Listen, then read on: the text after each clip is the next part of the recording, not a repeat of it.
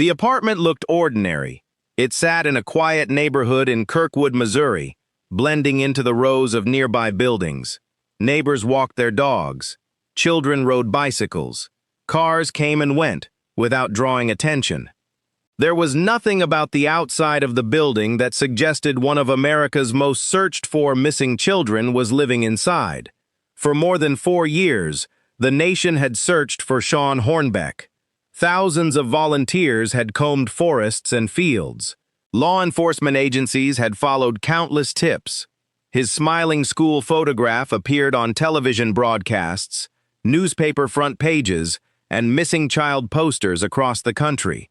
Every lead carried hope. Every dead end brought disappointment. As the years passed, many feared the worst. Then, on January 12, 2007, investigators arrived at the apartment while searching for another missing boy. Their original objective was not to find Shawn. They were looking for Ben Ownby, a 13-year-old who had disappeared just days earlier while riding his bicycle home from school in nearby Beaufort, Missouri. Witnesses had described a white pickup truck. Investigators quickly identified a suspect. That investigation led officers to the apartment in Kirkwood. Inside, they found Ben alive, but they also found someone else. A young man introduced himself by another name. Investigators immediately sensed something wasn't right. As questions continued, the teenager admitted who he really was. He was Shawn Hornbeck, the boy who had vanished in October 2002. The child whose disappearance had become one of Missouri's most heartbreaking missing person cases. He had been missing for more than 4 years. Alive. The discovery stunned investigators. Families across America watched the breaking news unfold in real time. For Shawn's parents, Craig and Pam Hornbeck, the phone call they had waited years to receive had finally come. Their son had been found. What began as the rescue of one missing child had unexpectedly solved another of the country's most well-known abduction cases. The discovery also revealed that the same man was responsible for both kidnappings. The investigation that followed would uncover years of captivity, manipulation, and control. It would also demonstrate why investigators never stop searching for missing children, no matter how much time has passed. Because sometimes, the answer is waiting in the last place anyone expected. Before we go further, where are you watching from today? Leave your city in the comments. Shawn's story reminds us that someone, somewhere, may remember the smallest detail that helps bring a missing child home. Long before national headlines, before television cameras gathered outside the Hornbeck family home, before millions of people learned his name, Shawn Hornbeck was simply a boy growing up in rural Missouri. He lived with his parents, Craig and Pam Hornbeck, in the small community of Richwoods, about 70 miles southwest of St. Louis. Friends and family described Shawn as an active child who enjoyed spending time outdoors. Like many boys his age, he loved riding his bicycle through the quiet roads near home. The Hornbeck family lived in a close-knit area where children often rode bikes, explored the outdoors, and knew many of their neighbors. There was little reason to believe an ordinary Sunday afternoon would become the beginning of one of Missouri's largest missing child investigations.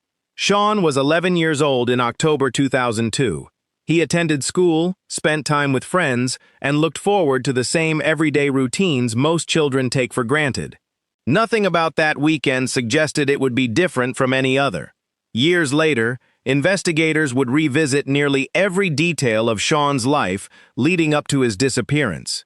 They reconstructed his final known movements. They interviewed friends, neighbors, and relatives. But before October 6, 2002, there was no indication that Shawn was in immediate danger. His family had no way of knowing that a stranger was about to alter the course of their lives forever. For Craig and Pam, the ordinary moments of that Sunday would later become memories they replayed endlessly. The last conversation. The last goodbye. The last time they watched their son ride away on his bicycle. Like so many families of missing children, they could not have imagined that simple moment would become one of the most significant memories of their lives. The years that followed would test their hope, resilience, and determination in ways no parent should ever experience. Yet through every search, every press conference, every anniversary, they continued believing Shawn could still be found. Their belief never disappeared, and ultimately, it proved justified. Now that you've met Shawn Hornbeck, what stands out to you most about his story so far? Share your thoughts respectfully in the comments. Remembering who Shawn was, not just what happened to him, is an important part of telling this story. On the afternoon of October 6, 2002, everything changed. Sunday, October 6, 2002, began like countless other autumn days in rural Missouri. The weather was mild. The roads were quiet. Families spent time outdoors before another school week began. For 11-year-old Shawn Hornbeck, it was the kind of day made for riding a bicycle. Sometime that afternoon, Shawn left home on his bike. According to investigators, he planned to ride to a nearby friend's house in the Richwoods area. It was a familiar route. Nothing about the trip appeared unusual. There were no reports of arguments, no indication that Shawn intended to run away. Everything suggested he expected to return home later that day, but he never did. As the afternoon turned into evening, concern quickly grew. When Shawn failed to return home, his parents began looking for him themselves. Like many families in similar situations, they first considered the ordinary possibilities. Maybe he'd lost track of time. Maybe he had stopped at another friend's house. Maybe there had simply been a misunderstanding. As the hours passed, those explanations became harder to believe. Craig and Pam Hornbeck contacted law enforcement. Officers responded quickly. Missing child investigations often move fast because the first few hours can be critical. Deputies interviewed Shawn's family. They established the timeline. They documented what Shawn had been wearing. His bicycle became an important focus of the investigation. Search teams soon spread across the surrounding countryside. Neighbors joined the effort. Volunteers searched wooded areas, open fields, drainage ditches, and rural roads. Emergency personnel worked late into the night. Helicopters assisted from above. Search dogs were brought in. Every possible location was examined. Investigators also considered whether Shawn may have been injured after a bicycle accident. Nearby ponds, creeks, and heavily wooded areas were searched repeatedly. Nothing was overlooked. Despite the enormous effort, there was no sign of Shawn. Then investigators made an important discovery. Shawn's bicycle was located abandoned in a wooded area several miles from his home. The bicycle showed no obvious indication of what had happened, but its location immediately changed the investigation. Detectives no longer believed they were simply searching for a child who had become lost. The possibility of an abduction became increasingly difficult to ignore. Crime scene investigators carefully documented the area. Photographs were taken. Potential evidence was collected. Search teams expanded their efforts even farther. The discovery of the bicycle intensified public concern. News stations across Missouri interrupted programming with updates. Missing child alerts spread rapidly through television, newspapers, and radio broadcasts. Soon, people across the country knew Shawn's name. Organizations dedicated to missing children joined the investigation. The National Center for Missing and Exploited Children, NCMEC, distributed age-progressed images and missing person posters. Tips began arriving from across the United States. Every reported sighting had to be investigated. Some callers believed they had seen Shawn in Missouri. Others reported sightings hundreds of miles away. Detectives followed each lead carefully. Most ended exactly the same way. They were not Shawn. The FBI also became involved, providing investigative support alongside Missouri law enforcement. As the search entered its second week, hope remained strong. Many missing children are located within days. Investigators continued believing Shawn could still be alive. His parents refused to give up. Craig and Pam spoke publicly whenever possible. They pleaded for information. They thanked volunteers. They encouraged people to continue searching. Each interview carried the same message: bring Shawn home. The community responded in extraordinary ways. Churches held prayer services. Schools organized support efforts. Businesses displayed missing person posters in their windows. Complete strangers volunteered their weekends to search forests and back roads. The disappearance had become more than one family's tragedy. It had become the concern of an entire state. As weeks became months, the investigation continued. Search warrants were executed. Registered offenders were interviewed. Thousands of investigative tips were reviewed. Evidence was analyzed repeatedly. Yet investigators found no confirmed indication of where Shawn had gone. There were no verified phone calls, no financial activity, no confirmed sightings that investigators could substantiate. The case gradually shifted from an active search to a long-term missing child investigation. Still, no one officially considered the search over. Each anniversary brought renewed media attention. New photographs were released. Age progression images attempted to show what Shawn might look like as he grew older. Investigators hoped someone, somewhere, would recognize him. Years passed. Children who had attended elementary school with Shawn entered high school. Families continued with their lives. But for the Hornbecks, time seemed frozen on the afternoon their son disappeared.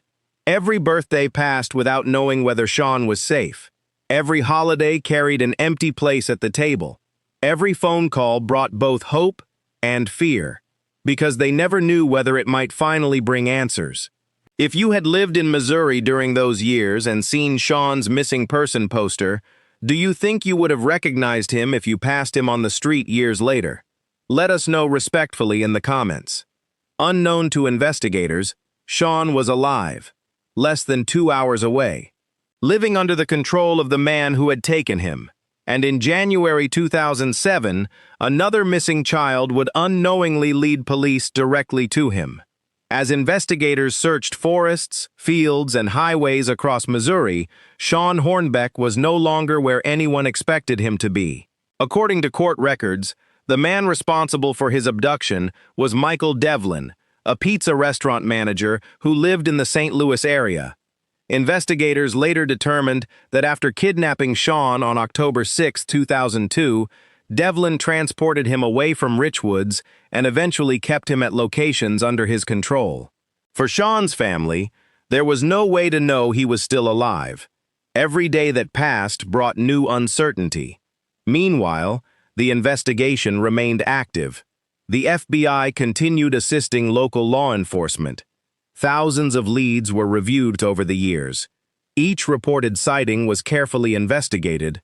Age-progressed images were released to show what Shawn might look like as he grew older. His photograph remained visible on missing child websites, television broadcasts, and community bulletin boards. The hope was simple: someone might recognize him. Unknown to everyone searching, that would become increasingly difficult. According to investigators, Shawn was living under a different identity. Court records later revealed that Devlin gave Shawn another name and attempted to isolate him from the life he had known before. Investigators have not publicly released every detail of Shawn's captivity, and many aspects remain private out of respect for him. For that reason, this documentary will not speculate beyond what has been established through verified court records and law enforcement statements. What investigators did confirm was that Shawn remained under Devlin's control for more than 4 years. During those years, life outside continued moving forward. Children who had once played with Shawn entered high school. New families moved into the community. The search became one of Missouri's longest-running missing child investigations. Craig and Pam Hornbeck refused to let their son's name disappear from public memory. They continued participating in interviews. They attended events supporting missing children. They encouraged people never to stop looking. Their determination inspired countless volunteers across the country. The Hornbecks also established the Shawn Hornbeck Foundation, an organization dedicated to helping families of missing children and promoting child safety. Even while they searched for Shawn, they worked to support others facing the same unimaginable uncertainty. Their efforts became a powerful reminder that hope can survive even during years of unanswered questions. For investigators, the case gradually evolved into what detectives call a long-term active investigation. Evidence was periodically reviewed, new technology became available, old leads were revisited, registered offenders were re-interviewed, databases improved. Information could now be shared more efficiently between agencies than it had been in 2002. Still, there was no breakthrough. Then, on January 8, 2007, another Missouri family experienced every parent's worst nightmare. 13-year-old Ben Ownby disappeared while riding his bicycle home from school near Beaufort, Missouri. Witnesses reported seeing a white pickup truck near the area where Ben vanished. Unlike many missing child cases, investigators immediately had a valuable lead. Witness descriptions of the vehicle were detailed enough to generate investigative momentum. Law enforcement agencies quickly focused on identifying the truck. As information poured in, detectives traced the vehicle to Michael Devlin. Investigators immediately recognized the urgency. Time was critical. Ben had been missing only a short time. Search warrants were obtained without delay. Officers prepared to enter Devlin's apartment in Kirkwood, Missouri. Their mission was straightforward: find Ben Ownby. They had no reason to expect they were about to solve another missing child case that had haunted Missouri for more than 4 years. On January 12, 2007, officers entered the apartment. Inside, they located Ben alive. Their search had already achieved its objective. Then, investigators noticed another young man inside the apartment. At first, he identified himself using a different name. Officers continued speaking with him. Something about the interaction raised questions. Eventually, the teenager quietly admitted his true identity. "I am Shawn Hornbeck." For a brief moment, the room fell silent. The missing 11-year-old, whose face had appeared on posters across America, was standing in front of them, now 15 years old, alive. Investigators immediately contacted the appropriate agencies. Confirmation followed quickly. The young man rescued from the apartment was indeed Shawn Hornbeck. News spread across the country within hours. Television networks interrupted regular programming. Breaking news alerts appeared nationwide. For Craig and Pam Hornbeck, the phone call they had waited more than 4 years to receive had finally arrived. Their son had been found alive. For law enforcement, it was one of the most extraordinary recoveries in modern American missing child investigations. 2 children had been rescued, a suspect was in custody, and one of Missouri's most enduring mysteries had finally been solved. For more than 4 years, Shawn's parents never stopped believing he could still be alive. If you think that kind of perseverance deserves recognition, share your thoughts respectfully in the comments. Hope can sometimes outlast even the longest investigations. The rescue marked the end of Shawn's disappearance. But another difficult chapter was about to begin: the courtroom and the pursuit of justice. The discovery inside Michael Devlin's apartment on January 12, 2007, brought relief to 2 families. Ben Ownby had been found alive. Shawn Hornbeck had been recovered after more than 4 years. For investigators, however, the rescue marked the beginning of an entirely new investigation. The immediate priority was ensuring both boys received medical care and protection, while detectives secured evidence from the apartment and other locations connected to Devlin. Crime scene investigators worked carefully. Every room was photographed, evidence was collected and cataloged. Electronic devices, documents, and physical evidence were seized for forensic examination. Because 2 separate kidnapping investigations were now connected to one suspect, multiple law enforcement agencies coordinated their efforts. The FBI, local police departments, prosecutors, and forensic specialists worked together to reconstruct what had happened over the previous 4 years. As investigators interviewed Shawn, they were careful to avoid placing unnecessary pressure on a child who had endured years of captivity. Professionals trained in interviewing child victims helped guide the process. Their goal was not simply to build a criminal case. it was also to protect Shawn's well-being. Much of what Shawn shared with investigators has never been publicly released. Out of respect for his privacy, many details remain sealed or have never been disclosed. That decision reflects an important principle in cases involving child victims. The public does not need to know every detail to understand the seriousness of the crime. Court records and official filings established enough evidence to move forward with prosecution. As investigators reviewed the evidence, they determined that Michael Devlin had kidnapped Shawn in 2002 and later abducted Ben Ownby in 2007. The successful rescue of Ben had unintentionally led officers to Shawn. Without Ben's kidnapping, investigators might never have located Shawn when they did. It was an extraordinary reminder of how quickly one investigation can unexpectedly solve another. For Shawn's parents, Craig and Pam Hornbeck, the emotions were impossible to describe. For more than 4 years, they had lived between hope and uncertainty. Every birthday, every Christmas, every family gathering had carried the painful reminder that Shawn was missing. Now, against extraordinary odds, their son was finally home. The family asked for privacy as Shawn began the long process of rebuilding his life. Law enforcement officials and many news organizations respected those requests. The focus remained on Shawn's recovery rather than public appearances. Meanwhile, prosecutors began preparing one of the most significant child abduction cases Missouri had seen in years. Michael Devlin faced numerous criminal charges in both state and federal court. Rather than forcing the victims to endure lengthy public trials, Devlin eventually entered guilty pleas. According to court records, he pleaded guilty to multiple federal and Missouri state charges related to the kidnappings of Shawn Hornbeck and Ben Ownby. Because of those guilty pleas, investigators and prosecutors avoided requiring the victims to testify extensively in open court.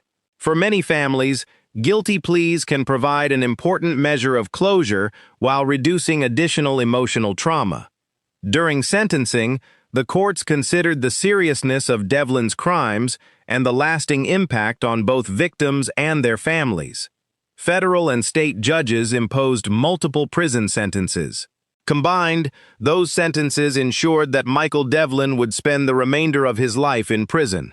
For investigators who had spent years searching for Shawn, the outcome represented justice under the law. It also validated the decision never to close the investigation, despite the passage of time. Cases involving missing children often generate thousands of tips. Many prove unreliable. Some are honest mistakes. Others consume valuable investigative resources. Yet detectives continued reviewing information year after year because they understood one simple truth. As long as Shawn had not been found, the investigation could still succeed. And eventually, it did. The case also changed how many people viewed long-term missing child investigations. Before Shawn's recovery, some believed that children missing for several years were unlikely to be found alive. Shawn's rescue challenged that assumption. His recovery demonstrated that investigators must continue pursuing credible leads regardless of how much time has passed. Law enforcement agencies across the United States have since referenced the Hornbeck case as an example of why perseverance matters. Not every investigation ends with a reunion. But abandoning hope too soon can mean missing the opportunity to save a life. Shawn's rescue remains one of the strongest examples of that lesson. Today, the case continues to be studied in discussions about child abduction investigations, interagency cooperation, and victim recovery. It is remembered not because it involved one missing child, but because it ultimately brought 2 children home alive. Investigators had searched for Shawn for more than 4 years, and the case was solved because another investigation unexpectedly crossed paths with his. What do you think was the single biggest turning point? The witness who remembered the white truck, the rapid police response, or investigators refusing to stop searching? Share your thoughts respectfully in the comments. The legal case had reached its conclusion, but Shawn's journey was only beginning. The years ahead would be focused not on courtrooms, but on healing. When Shawn Hornbeck disappeared on October 6, 2002, his parents faced a reality no family ever wants to imagine. One ordinary afternoon, their son rode away on his bicycle. Then he simply never came home. For more than 4 years, Craig and Pam Hornbeck lived between hope and heartbreak. Every birthday reminded them Shawn was missing. Every Christmas carried an empty place at the table. Every news report about another missing child reopened the same wound. Yet they never stopped believing their son could still be alive. That hope became the foundation of everything they did. Throughout the investigation, the Hornbeck family remained visible. They worked closely with investigators. They participated in interviews. They encouraged people to continue sharing Shawn's photograph. As months became years, many families in similar situations quietly disappear from public view. The Hornbecks chose another path. They continued reminding the public that Shawn was still missing. Following Shawn's recovery, the family focused on helping him rebuild his life away from public attention. Like many survivors of long-term child abductions, Shawn deserved the opportunity to recover privately. Law enforcement officials and responsible news organizations generally respected those wishes. Although Shawn's recovery attracted enormous national attention, much of his personal journey afterward remained out of the public eye. That privacy was intentional. Survivors are not defined only by what happened to them. They deserve the chance to move forward on their own terms. The Hornbeck family also continued supporting efforts to protect children.